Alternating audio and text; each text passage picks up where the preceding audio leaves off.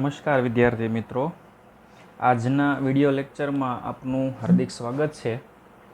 આજે આપણે શીખવાના છીએ આંકડાશાસ્ત્ર ધોરણ 12 પ્રકરણ 3 સુરેખ નિયત સંબંધ। પ્રકરણ 3 છે એ પ્રકરણ 2 ને નજીકનું લાગતું વળગતું પ્રકરણ છે। પ્રકરણ 3નો સૌપ્રથમ આપણે બોર્ડની પરીક્ષામાં ગુણભાર સમજીએ। પ્રકરણ 3 છે એ 12 ગુણમાં પૂછવામાં આવે છે। આ 12 ગુણમાં સેક્શન એ 1 MCQ,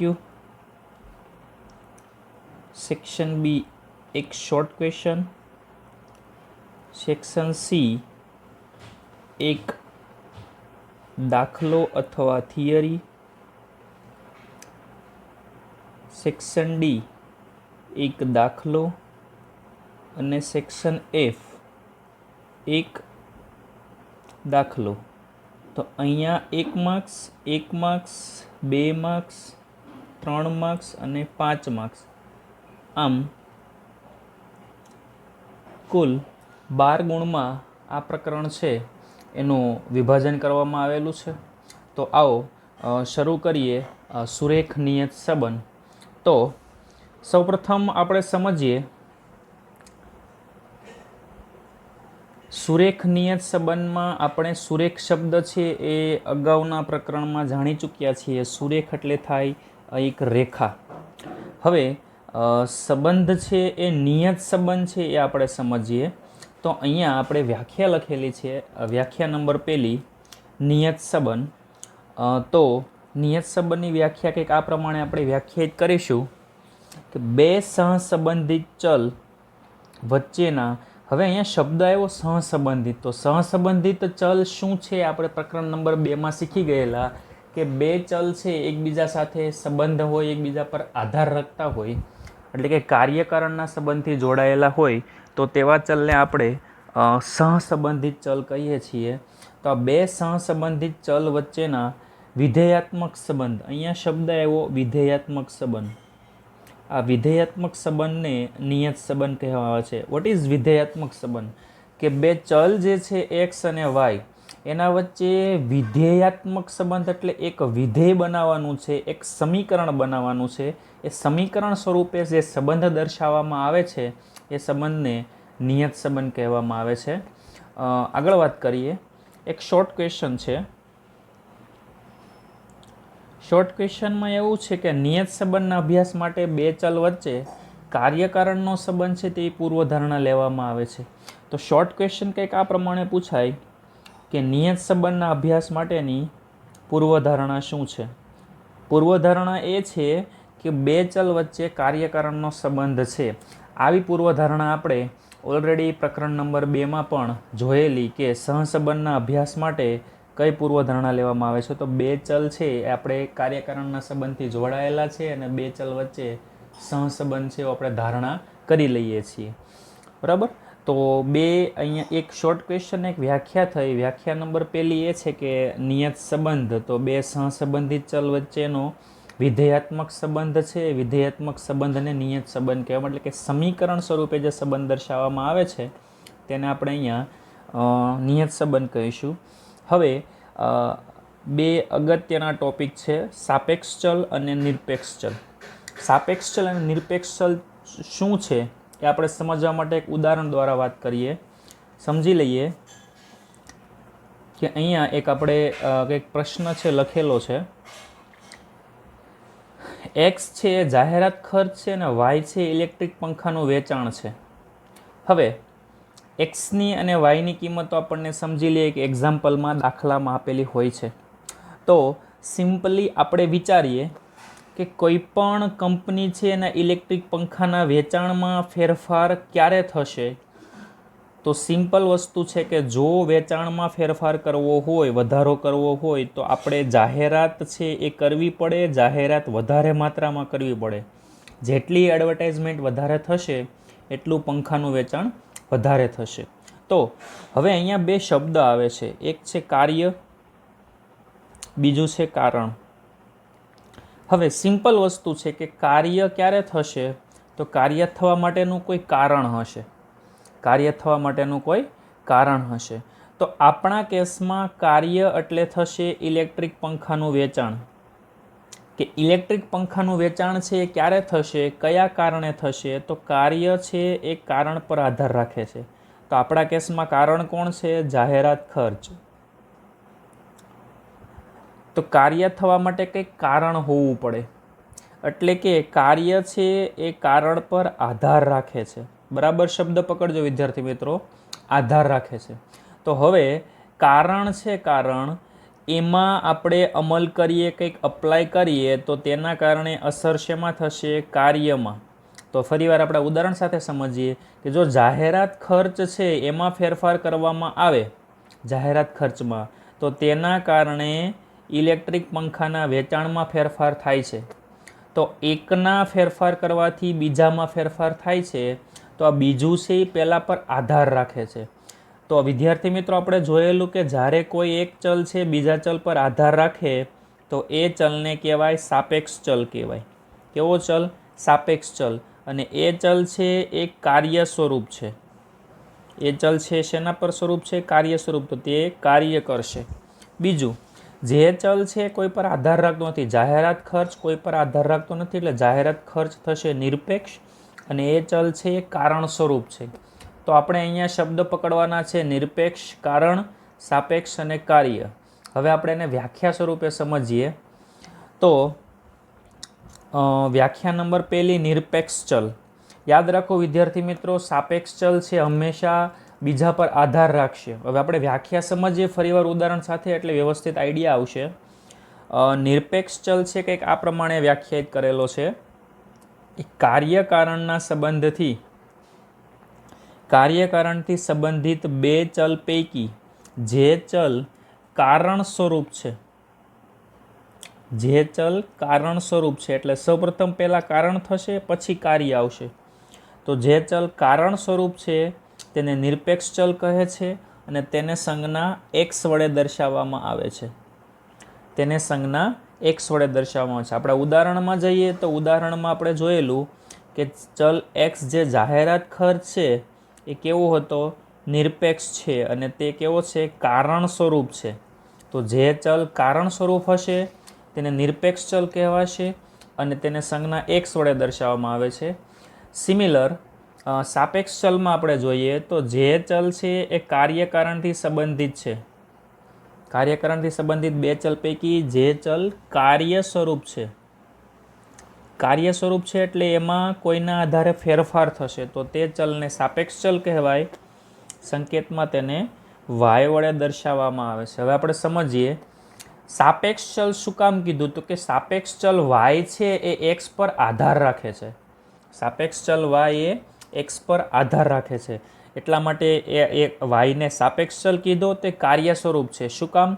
તો કે xને કારણે yમાં કંઈક કાર્ય થશે. આપણા ઉદાહરણમાં જોઈએ તો જાહેરાત ખર્ચ કરીએ છીએ, જાહેરાત ખર્ચમાં ફેરફાર કરીએ છીએ, તો સાથે સાથે પંખાના વેચાણમાં પણ ફેરફાર થાય છે. એટલા માટે x છે નિરપેક્ષ ચલ છે, તે કોઈ પર આધાર રાખતો નથી, પણ y છે x પર આધાર રાખે છે. તો આપણે જાણીએ કે y છે સાપેક્ષ ચલ છે જે x પર આધાર રાખે છે. તો આ થયું નિરપેક્ષ ચલ અને સાપેક્ષ ચલનું વિવરણ. હવે આગળ વાત કરીએ.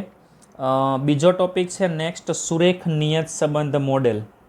હવે આપણે જાણીએ છીએ કે આ પ્રકરણ છે, પ્રકરણનું નામ છે સુરેખ નિયત સંબંધ. તો આપણે અહીંયા નિયત સંબંધમાં વાત કરીએ તો વિધેયાત્મક સંબંધ બનાવવાનો છે. તો એ વિધેયાત્મક સંબંધ એટલે કે સમીકરણ બનાવવાનું છે, એ સમીકરણ બનાવવાની પ્રક્રિયાનું જે સ્વરૂપ છે એને કહેવાય સુરેખ નિયત સંબંધ મોડેલ. એટલે કે સમીકરણ બનાવવાનું છે, તો સમીકરણ કયા સ્વરૂપનું હોવું પડે એને કહીશું આપણે સુરેખ નિયત સંબંધ મોડેલ. તો સુરેખ નિયત સંબંધની મોડેલની વ્યાખ્યા કંઈક આ પ્રમાણે છે કે સાપેક્ષ ચલ yને નિરપેક્ષ ચલ xના સુરેખ વિધેય તરીકે દર્શાવતા નિયત સંબંધ મોડેલને સુરેખ નિયત સંબંધ મોડેલ કહે છે. એક જ શબ્દ આપણે પકડવાનો છે, સુરેખ વિધેય, કે ચલ y ને ચલ xના સુરેખ વિધેય તરીકે દર્શાવવામાં આવે છે જે સંબંધ, એ મોડેલને કહેવાય સુરેખ નિયત સંબંધ મોડેલ. ફરીવાર સમજીએ. સાપેક્ષ ચલ yને નિરપેક્ષ ચલ એક્સના સુરેખ વિધેય તરીકે દર્શાવતા નિયત સંબંધ મોડેલને સુરેખ નિયત સંબંધ મોડેલ કહે છે. કે વાયનું એક સાથેનો જે સંબંધ છે એ સંબંધ દર્શાવવા માટે એક વિધેય સ્વરૂપ લેવામાં આવેલું છે, તો તેને કહેવાય સુરેખ નિયત સંબંધ મોડેલ. ચાલો સમજીએ સુરેખ નિયત સંબંધ મોડેલ શું છે. તો આપણે ચલ વાય છે, ચલ વાય એનું સમીકરણ બનાવવાનું, એટલે કે વાય બરાબર કંઈક અહીંયા સમીકરણમાં આવશે એવું આપણે બનાવવાનું છે. તો સમજીએ શું કહેવા માગે છે સુરેખ નિયત સંબંધ મોડેલ. તો સુરેખ નિયત સંબંધ મોડેલ છે ને લખવામાં આવે છે વાય બરાબર alpha plus beta x plus u. Y બરાબર alpha plus beta x plus u, જ્યાં વાય અને એક્સ છે એ ચલ છે. કયા પ્રકારના ચલ છે? તો આપણે જસ્ટ હમણાં જોયું, વાય એટલે નિરપેક્ષ ચલ અને એક્સ એટલે સાપેક્ષ ચલ. જ્યાં આલ્ફા અને બીટા એ અચળાંક છે, જે આપણે આગળ પ્રકરણમાં આપણે ભણીશું કે આલ્ફા અને બીટા એ અચળાંક છે. ટૂંકા પ્રશ્નમાં પૂછવામાં આવે યુ છે મોડેલનો વિક્ષેપ ચલ. હવે વિક્ષેપનો મતલબ થાય ખલેલ. ખલેલને આપણે સિમ્પલી અંગ્રેજીમાં સમજીએ તો ડિસ્ટર્બન્સ.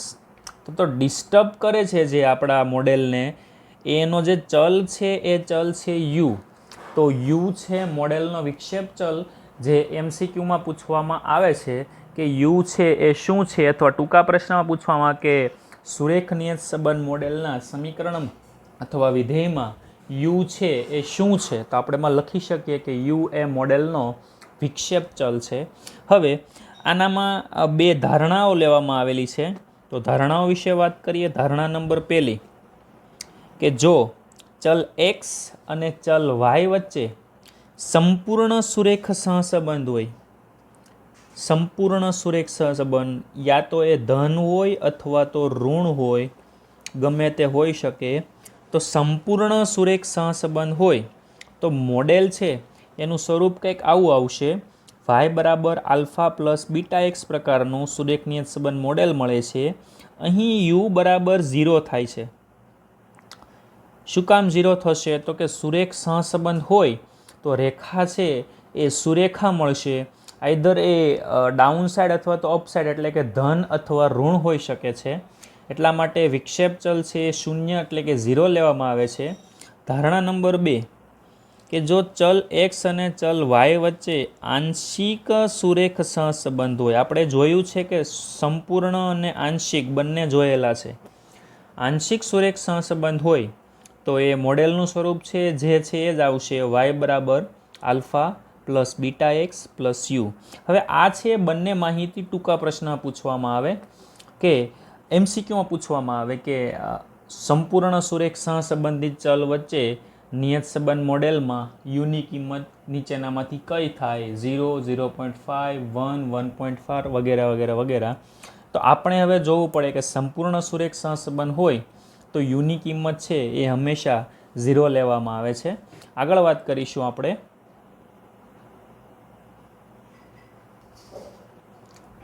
નેક્સ્ટ આપણો ટોપિક છે વિદ્યાર્થી મિત્રો નિયત સંબંધ રેખાનું અન્વયોજન. નિયત સંબંધ રેખાનું અન્વયોજનનો મતલબ થાય કે આ જે રેખા છે એનું આયોજન કરવું. બીજા શબ્દમાં કહીએ તો રચના કરવી. સંબંધ દર્શાવતું જે સમીકરણ છે એક્સ અને વાય, એ જે રચના કરવાનું છે એ રચનાને કહેવાય અન્વયોજન. તો ચાલો વ્યાખ્યાથી સમજીએ કે બે સહસંબંધિત ચલો વચ્ચેના સંબંધનો શ્રેષ્ઠ અંદાજ આપતી નિયત સંબંધ રેખા મેળવવાની પદ્ધતિને, શ્રેષ્ઠ અંદાજ આપતી નિયત સંબંધ રેખા એ જે મેળવવાની પદ્ધતિ છે એને કહેવાય નિયત સંબંધ રેખાનું અન્વયોજન. અહીંયા શબ્દ આવ્યો છે શ્રેષ્ઠ અંદાજ. બે ચલ વચ્ચે જે બેસ્ટમાં બેસ્ટ રિલેશન, એટલે કે બેસ્ટમાં બેસ્ટ રેખા જે મેળવી શકતી હોય એ રેખા મેળવવાની જે પદ્ધતિ છે એ પદ્ધતિને કહેવાય નિયત સંબંધ રેખાનું અન્વયોજન. હવે આ અન્વયોજન એટલે કે નિયત સંબંધ રેખાનું સમીકરણ બનાવવાનું છે અહીંયા આગળ આપણે. તો નિયત સંબંધ રેખાનું અન્વયોજન કરવા માટેની મુખ્યત્વે આ પ્રકરણમાં આપણે બે રીત શીખવાના છીએ. રીત નંબર 1, ટાઇટલ કંઈક અહીંયા આપેલું છે, વિકિરણ આકૃતિની રીત. આ જે છે અહીંયા સિમ્પલ શબ્દમાં આપણે લખી દઈશું સેમ એઝ ચેપ્ટર 2, એટલે કે ચેપ્ટર 2ની જેમ જ અહીંયા વિકિરણ આકૃતિની રીત છે એ આપણે કરવાની છે. તો આપણે થોડુંક રિકોલ કરી લઈએ. ચેપ્ટર 2માં આપણે વિકિરણ આકૃતિની રીત છે કઈ રીતે શીખેલા. તો અહીંયા આપણે જોઈએ ચેપ્ટર નંબર 2ના પોર્શનમાં કે વિકિરણ આકૃતિ રીતમાં શું હતું. આ સુરેખ સહસંબંધ અને તેના પ્રકાર જાણવાની આ સરળ રીત છે. સુરેખ સહસંબંધ હોય કે નિયત સંબંધ હોય બંનેમાં સેમ આવશે. ચલ એક્સની કિંમતોને એક્સ અક્ષ પર અને ચલ વાયની કિંમતોને વાય અક્ષ પર યોગ્ય પ્રમાણ માપથી દર્શાવી આલેખ પત્ર પર n ક્રમિક જોડ x1 y1 x2 y2 dash dash dash up to xn yn ને અનુરૂપ બિંદુઓ દર્શાવતા મળતી આકૃતિને વિકિરણ આકૃતિ કહે છે. વિદ્યાર્થી મિત્રો અહીંયા આપણે રેખા બનાવવાની છે. તો આ બિંદુઓને જોડશું તો આ બિંદુઓ પાસેથી એક રેખા મળશે. જોકે અહીંયા એક સંપૂર્ણ સંબંધ લીધેલો છે એટલે આપણને સંપૂર્ણ સ્ટ્રેટ રેખા મળી. ઘણી વખત એવું થતું હશે, સપોઝ કંઈક ઉદાહરણ લઈ લઈએ તો આમાં આંશિક ધન સહસંબંધ છે. તો આવા કેસમાં આપણે બધા બિંદુઓથી નજીકમાં જે રેખા નીકળતી હોય એવી રેખા આપણે બનાવી શકીએ. તો આ હતી વિકિરણ આકૃતિની રીત સુરેખ નિયત સંબંધ રેખાનું અન્વયોજન કરવા માટેની. આપણે આ પ્રકરણમાં વિકિરણ આકૃતિની રીત ઉપરાંત આપણે ન્યૂનતમ વર્ગોની રીત છે એ વધારે મહત્ત્વ ધરાવે છે. તો ન્યૂનતમ વર્ગોની રીત છે એ આપણા પ્રકરણ માટે વધારે ઉપયોગી છે, કેમ કે આના આધારિત જ આપણે દાખલા ગણવાના આવે છે. તો સમજીએ ન્યૂનતમ વર્ગોની રીત છે શું કહેવા માગે છે. અહીંયા કંઈક આ પ્રમાણે આપણને વાત કરેલી છે કે જો ચલ એક્સ અને ચલ વાય વચ્ચેના સુરેખ નિયત સંબંધ દર્શાવતી શ્રેષ્ઠ રેખાનું સમીકરણ વાય કેપ, વાયની ઉપર આ રીતે ત્રિકોણાકાર એક સિમ્બોલ કરેલો છે અને વાંચશું આપણે વાય કેપ. કેપ મીન્સ ટોપી. તો y cap is equals to a plus b x. આ જે સુરેખ નિયત સંબંધનું જે શ્રેષ્ઠ રેખાનું સમીકરણ છે વાય કેપ બરાબર a પ્લસ બી એક્સ હોય તો અચળાંકો a અને b, વિદ્યાર્થી મિત્રો અહીં નોટિસ કરીશું તો આલ્ફા અને બીટાની જગ્યાએ અચળાંકો a અને b લેવાયા છે. તો a અને b ન્યૂનતમ વર્ગોની રીતથી એવી રીતે મેળવવામાં આવે છે જેથી ત્રુટીઓના વર્ગોનો સરવાળો સિગ્મા EI સ્ક્વેર ન્યૂનતમ થાય. હવે વાત કરીએ ત્રુટીના વર્ગોનો સરવાળો. શબ્દ બરાબર સમજીએ વિદ્યાર્થી મિત્રો. ત્રુટીને ઇંગ્લિશમાં કહેવામાં આવે છે એરર. તો ત્રુટીના વર્ગોનો સરવાળો એટલે સિગ્મા ઈ સ્ક્વેર, આપણે અહીંયા સફિક્સ લગાવી દઈએ સિગ્મા EI સ્ક્વેર. તો ત્રુટીના વર્ગોનો સરવાળો વિદ્યાર્થી મિત્રો ન્યૂનતમ થાય એવી રીતે a અને b છે અચળાંકો મેળવવામાં આવે છે. તો આ છે ન્યૂનતમ વર્ગોની રીત. ફરીવાર સમજીએ કે x અને y વચ્ચેનું જે સમીકરણ છે એ સમીકરણ વાય કેપ બરાબર a પ્લસ બી એક્સ હોય તો અચળાંકો a અને b ન્યૂનતમ વર્ગોની રીતથી એવી રીતે મેળવવામાં આવે છે જેથી ત્રુટીઓના વર્ગોનો સરવાળો સિગ્મા EI સ્ક્વેર ન્યૂનતમ થાય. હવે ત્રુટીનું આપણે કંઈ સૂત્ર લેવામાં આવે છે જે અમુક દાખલાઓમાં અથવા MCQમાં ઉપયોગી થાય છે. EI બરાબર YI માઇનસ YI કેપ, અથવા મોસ્ટલી વ્યાપક સ્વરૂપ છે E બરાબર Y માઇનસ Y કેપ. MCQમાં અને દાખલામાં બંનેમાં આપણે અહીંયા ઉપયોગી થાય છે. હવે વાત કરીએ વિદ્યાર્થી મિત્રો અચળાંકો a અને b છે. a અને bને શું કહેવામાં આવે છે તો એમાં સૌપ્રથમ આપણે લઈએ નિયત સંબંધાંક. નિયત સંબંધાંક એટલે આપણા સમીકરણમાં અચળાંક b. તો આ લાસ્ટ વ્યાખ્યા આપણે લઈએ. નિયત સંબંધાંક એટલે શું તો કે નિયત સંબંધાંક એટલે વ્યાખ્યા કંઈક આ પ્રમાણે છે કે નિરપેક્ષ ચલ એક્સની કિંમતમાં એક એકમ ફેરફાર કરવામાં આવે. ચલની કિંમત છે જે હતી એનાથી એક એકમ ફેરફાર કરવામાં આવે, આઈધર એ વધારો અથવા તો ઘટાડો બંને કરવામાં જે કંઈ હોય કરવામાં આવે.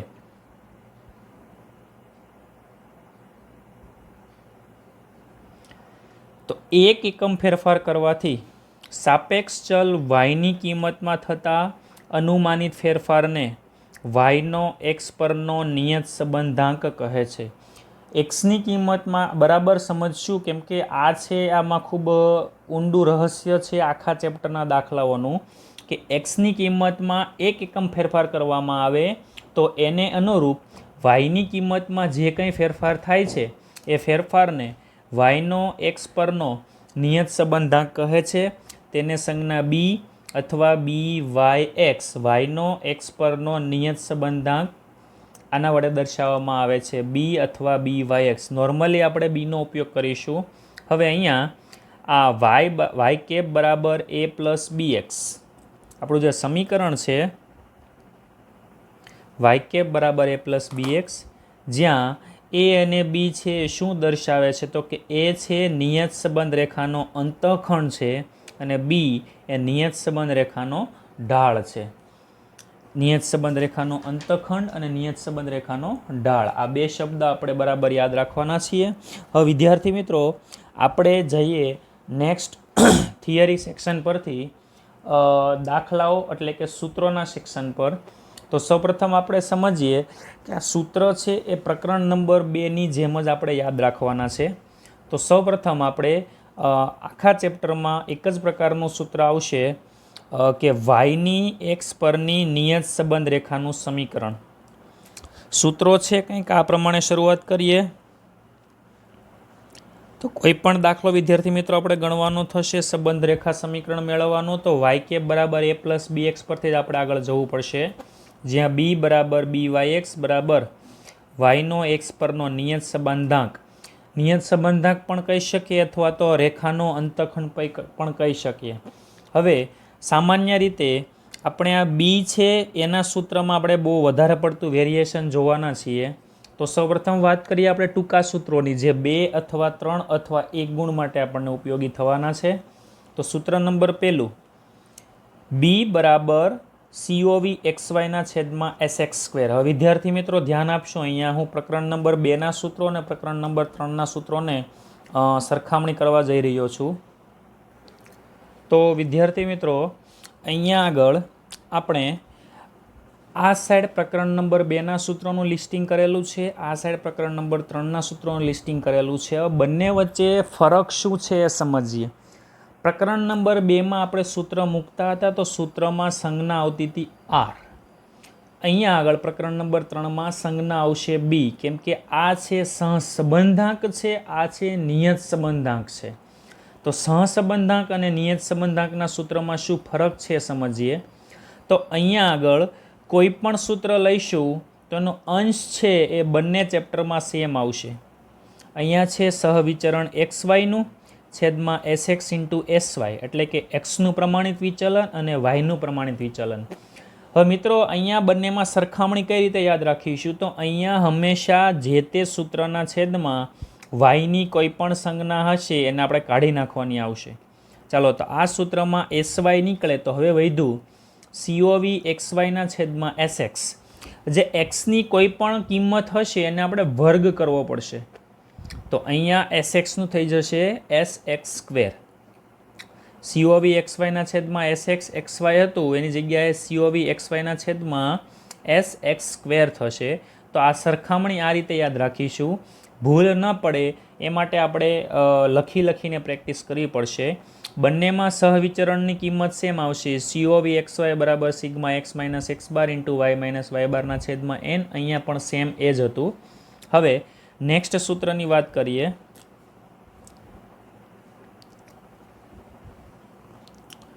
તો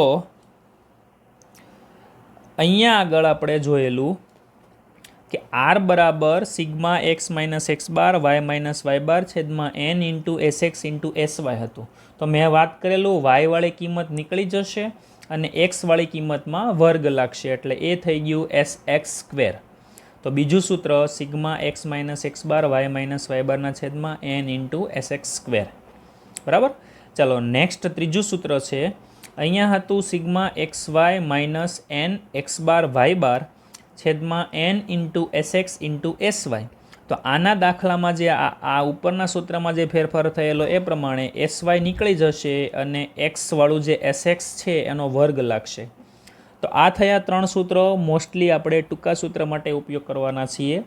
હંમેશા યાદ રાખવું કે ચેપ્ટર નંબર 3માં છેદમાં વાયનું કોઈ પણ સંજ્ઞાવાળું સમીકરણ છે એ કોઈ પણ કિંમતો વાયની આવશે નહીં, અને જે એક્સની કિંમત હશે જે અગાઉના ચેપ્ટરમાં હતી એના પર વર્ગ લગાવવામાં આવશે. તો વિદ્યાર્થી મિત્રો, આ હતા ટૂંકા સૂત્રો. આગળ આપણે જઈશું 5 માર્ક્સના દાખલા માટેના સૂત્રો. તો મિત્રો, અહીંયા મારી પાસે 5 ગુણના સૂત્રો બંને પ્રકરણ માટે છે. જમણી બાજુ મારા ચેપ્ટર નંબર 2ના સૂત્રો છે અને ડાબી બાજુ છે ચેપ્ટર નંબર 3ના સૂત્રો. એમાં સૂત્ર નંબર 1 કે અહીંયા હતું, આપણે જાણીએ છીએ કે આર બરાબર sigma x minus x bar into y minus y બારના છેદમાં સિગ્મા એક્સ માઇનસ એક્સ બારનો સ્ક્વેર વર્ગમૂળમાં સિગ્મા વાય માઇનસ વાય બારનો સ્ક્વેર. વિદ્યાર્થી મિત્રો, વાત કરેલી મેં કે વાયવાળું પદ છે અહીંથી છેદમાંથી નીકળી જશે, એટલે વાયવાળું પદ નીકળી ગયું. બીજો ડિફરન્સ મેં કીધેલું કે એક્સવાળું જે પદ હશે એને વર્ગ લાગશે. વર્ગ લાગે એટલે આ વર્ગમૂળ છે ઉડી જાય. તો વર્ગમૂળ કાઢ્યા પછીની જે કિંમત વધશે એ આપણે અહીંયા સૂત્રમાં લેવામાં આવી છે. તો સૂત્ર બીનું બનશે સિગ્મા એક્સ માઇનસ એક્સ બાર વાય માઇનસ વાય બારના છેદમાં સિગ્મા એક્સ માઇનસ એક્સ બારનો સ્ક્વેર. આ રીતે આપણે પદ્ધતિસર યાદ રાખી શકીએ. શરત બંનેમાં એક જ છે, એક્સ બાર અને વાય બાર પૂર્ણાંક હોય ત્યારે, એક્સ બાર અને વાય બાર પૂર્ણાંક હોય ત્યારે.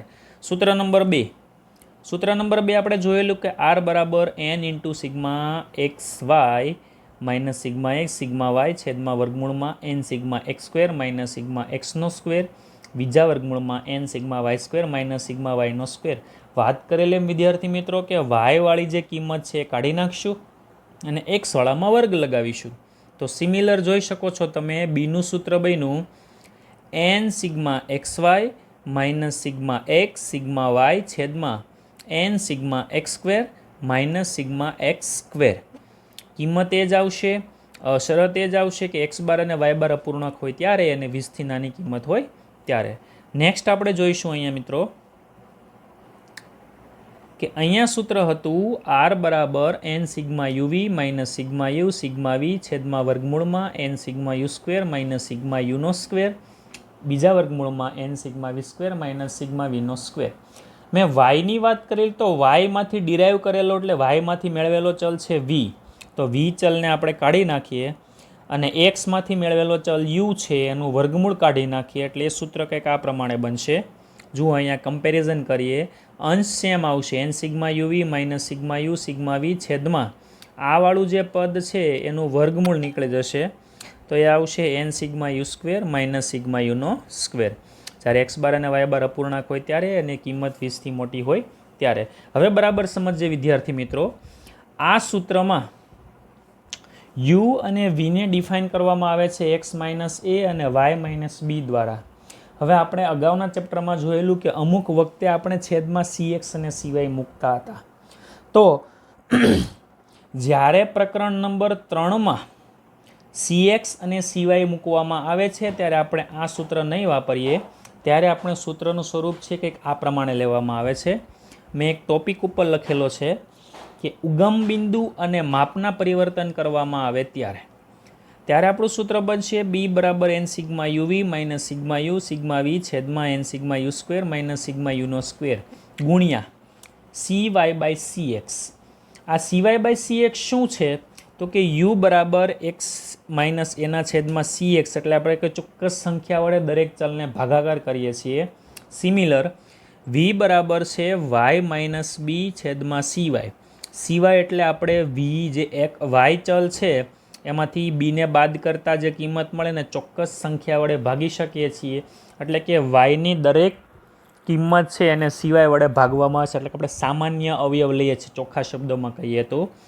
તો જ્યારે સી એક્સ અને સી વાયનો ઉપયોગ કરવામાં આવે ત્યારે સમીકરણમાં c y by c x લખવું ફરજિયાત છે. એનું કારણ સમજીએ. કારણ કે આપણે જે કિંમત ગણીએ છીએ એ છે બી. બી છે નિયત સંબંધાંક, એ ઉગમ બિંદુના પરિવર્તનથી સ્વતંત્ર છે પણ માપના પરિવર્તનથી સ્વતંત્ર નથી. ઉગમ બિંદુ અને માપનું પરિવર્તન શું છે આપણે ફરીવાર સમજીએ. ઉગમ બિંદુનું પરિવર્તન એટલે કે તમે ચલ જે એક્સ છે એમાં પ્લસ માઇનસ કરો છો તો બીમાં કંઈ ફેરફાર થતો નથી. આપણે અહીંયા જોયું કે એક્સ માઇનસ એ અને વાય માઇનસ બી કર્યા તો બીની કિંમત છે સેમ ટુ સેમ રહેશે. પણ જો માપનું પરિવર્તન કરવામાં એટલે કે ચલ સાથે ગુણાકાર અથવા ભાગાકાર કરવામાં આવે તો એ કેસમાં બીનું માપ ફરે છે, બીનું માપ બદલાય છે. એટલા માટે CY/CX છે એ કરવું જરૂરી છે, કારણ કે ઉગમ બિંદુના પરિવર્તનથી નિયત સંબંધાંક સ્વતંત્ર છે. નિયત સંબંધાંક એટલે બી, પણ માપના પરિવર્તનથી એ સ્વતંત્ર નથી. એટલા માટે આપણે અહીંયા CY/CX એપ્લાય કરવું પડશે. કયા કેસમાં? જ્યારે આપણે CX અને CYનો ઉપયોગ કરીએ છીએ ત્યારે. બીજો એક અગત્યનું છે BR/SX અને SY વચ્ચેનો સંબંધ છે, જે બહુ બધા આપણે દાખલામાં ઉપયોગ કરવાનો થાય કે B બરાબર R ઇન્ટુ SY/SX. B બરાબર R ઇન્ટુ SY/SX. એકચ્યુઅલમાં આ રૂલ છે ને એ આ બધા દાખલામાં લાગુ પડેલો છે, બધા સૂત્રમાં, આવાળા સૂત્રમાં બધે લાગુ પડેલો છે, બરાબર. અને લાસ્ટ છે આ બધા આપણે અત્યાર સુધી સૂત્ર જોયા એ બીના હતા અલગ અલગ શરત મુજબ, અને એનું સૂત્ર સેમ આવશે. આપણું જે સમીકરણ હતું નિયત સંબંધ રેખાનું y બરાબર a પ્લસ bx, એમાં આપણે બીની કિંમત છે દરેક વખતે અલગ અલગ સૂત્રથી લાવીએ છીએ, પણ એની કિંમત એક જ સૂત્રથી આવશે, a બરાબર y bar minus bx bar. a બરાબર y બાર માઇનસ bx બાર. પછી નિયત સંબંધ રેખાનું સમીકરણમાં આપણે એની અને બીની જે તે કિંમત હશે એ મૂકીશું, એટલે આપણને નિયત સંબંધ રેખાનું સમીકરણનું આ પ્રમાણે કંઈક સ્વરૂપ મળશે, y બરાબર a પ્લસ bx. તો વિદ્યાર્થી મિત્રો, આજના લેક્ચરમાં આપણે પ્રકરણ નંબર 3ને અનુરૂપ કેટલાક થિયરી, કેટલાક પારિભાષિક શબ્દો અને સૂત્રોની આપણે સમજ મેળવી. નેક્સ્ટ લેક્ચરમાં આપણે પ્રકરણ નંબર 3ને આધારિત દાખલાઓ ગણવાના છીએ.